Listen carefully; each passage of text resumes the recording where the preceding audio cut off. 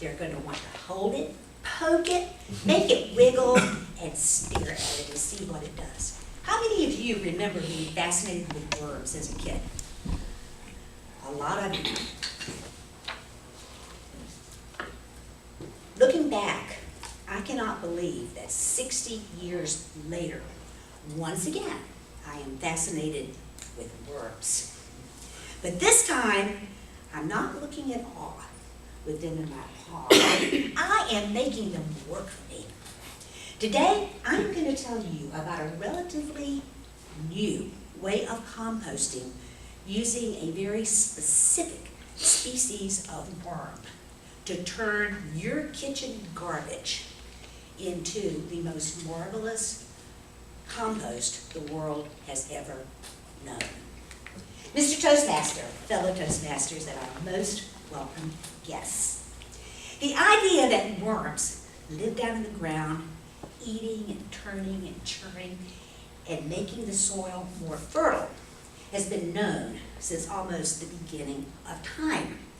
However, the use of one specific species of earthworm to turn kitchen garbage into compost is a relatively recent phenomenon.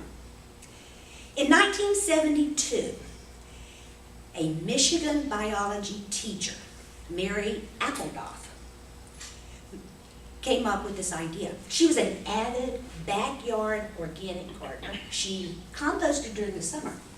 She wanted to compost year-round, but you can't do that when the ground is frozen and 20 feet under snow in Michigan. She did a lot of research. She came up with this idea of making these shallow bins in her basement, filling them with the bedding material, and using a very specific kind of worm, the Eisenia fetida, to decompose the garbage from her kitchen during the winter.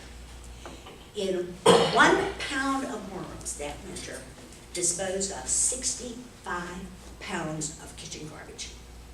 These little worms can eat their body weight every single day. So I am going to show you today how you can go into the gardening business, the composting business. It's called vermicomposting. How does it work? These worms, the fetidas, are surface feeders, which means that unlike the regular earthworm that's going to burrow deep down in the soil, these little guys stay very near the surface. Secondly, they are voracious eaters. They consume far more. They consume their body weight every single day. So they are uniquely suited for the disposal of kitchen waste. Very, very simple how you do this. All you need is a plastic tub. I got this one from Lowe's for $7.98. You could probably look around and find one on sale much cheaper than that. It needs to have a lid. Now these little worms need air. So what you're going to need is a drill. Well, I got my drill and a 1/2 inch paddle bit. And you're going to be drilling holes in the bottom of the bin. And you might think, oh, the little darlings are going to escape. Well, not to worry. You take a piece of old screen, you cut it to fit the bottom of the bin, and then you use duct tape to tape it down. This keeps them from getting away. They need some kind of bedding. Shredded newspapers work beautifully. Avoid the glossy insets that come in the paper and avoid colored ink if possible because those do contain toxins. You shred newspaper, probably fill it at least 2/3 full. There is something about the earthworm that needs some dirt and grit to digest its food. So when you get all these newspapers shredded, you're going to take a couple of handfuls of dirt from the yard, garden soil from a bag, maybe even builder sand, and you toss it in. And you toss and you toss until it's all mixed up. And then you're going to wet it. You don't want to saturate it. You want it to be kind of like an unpacked handful of snow. It's going to kind of hang together, but it's not going to drip, and it's not going to form a tight wad. So you've got your home, your little red wiggler habitat all set. You are ready to get the worms. When I got my first one set up, this was back in the middle of November. I was so excited. I got on the phone calling bait shops. I found a bait shop out on Hillsborough. Yes, we sell red wigglers. Yes, they're the kind that are used for vermicomposting. I tore out there and came home with my little boxes of red wigglers. Opened them up. These worms were like 6, 8 inches long and almost as thick as my pinky. Well, I looked at these worms and said, this isn't right. Because the correct species, the Vatitas, are tiny. They're about 2 inches long. And they are just a little bit bigger than the lead inside of a pencil. They're skinny, little tiny worms. So if you're going to go into business, make sure you get the right kind of worm. You can order them online. There's one bait shop I know in Hillsborough County that sells the Vatitas, and it's the one at the southwest corner of Fowler and I-75. It's a real funky place run by a folk artist. You can't miss the building because it's real garish. So you've got your worms in here. They're wiggling down to the bottom, which is exactly what it'll do when you dump them in. You need to feed them. What do you feed them? Any kind of waste from your kitchen except meat or dairy products. Meat and dairy products turn very putrid, and you don't want that. So, you know, leftover lettuce, apple cores, peelings from potatoes, cucumbers, any kind of organic waste from your kitchen. Because these are surface feeders, you can sprinkle it on top, or you can dig down and put about 1 inch below the surface. And by the way, once this is wet down, it's probably going to be about that deep in material. I made the mistake. I was so excited. I expected my worms to just consume everything in one day. And I've still got a couple of potato peelings in here they haven't got around to yet. But I have learned from my red wiggler guru, who feeds her worms about once every 3 weeks. You really need to wait until they have completely finished what you've given them before you feed them more. How long does this take?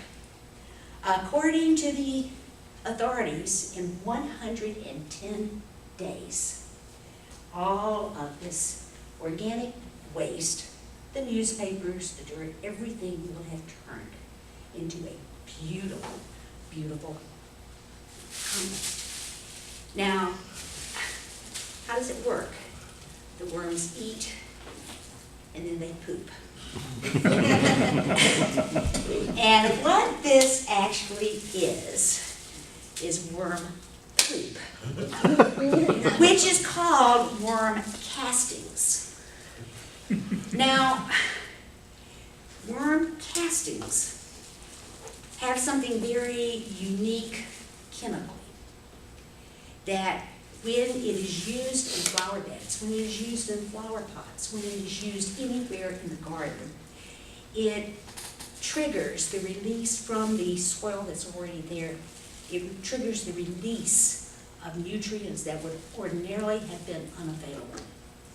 There's something in this worm casting that also helps to prevent fungus, disease, and all kinds of other problems that sometimes develop in the soil. So it's completely organic and it is extremely rich in nutrition. So once everything in the bin has kind of disappeared and you've got worm castings, how do you separate that from the worms? A couple of ways. You could take something and push everything down to one end, put fresh bedding at one end and some food, and these worms are going to gradually, in 2 or 3 days, migrate from the completed end of the bin down to the fresh end of the bin. Or you can spread a big piece of plastic, like an old shower curtain or something, out in your driveway, go out, dump it all out, and then hand pick. I'll probably do that, and I will wear latex gloves when I do that. So what do you do once you get the worm castings? And I would pass this around, but maybe you don't want to really see it. I will leave it up here if you want Start over there. to take a look at it. You want to see it during the break. So how do you actually use it? You could dump it into an empty flower bed. You could work it in with a hoe or shovel. You could use it as a top dressing around the base of a plant, or you can mix it with water and make a wonderful worm tea and feed it to your plants as a liquid fertilizer. Now, the gardeners that I know who are into vermicomposting absolutely swear by the results that they are getting. The backyard veggie growers say they have never had bigger vegetables that tasted better. The flower gardeners with their annuals and perennials say they have never had flowers grow so beautifully and bloom so much. The thing that triggered my interest in this was hearing from an orchid grower that when she started sprinkling worm castings around her orchids, they started blooming more profusely than they ever had before. So I've come full circle, interested in worms again, but no longer am I awed. I don't take them out and play with them and poke them and watch them grow. But I do find myself thinking a lot about worms. I'm imagining what they're doing wiggling down in there. And I'm just visualizing them eating, chomping, and turning this stuff into black gold, which is another name for compost. If any of you would like to take a peek at my little darlings during the break, I will open the lid and poke around and let you see my worms hard at work. Mr. President.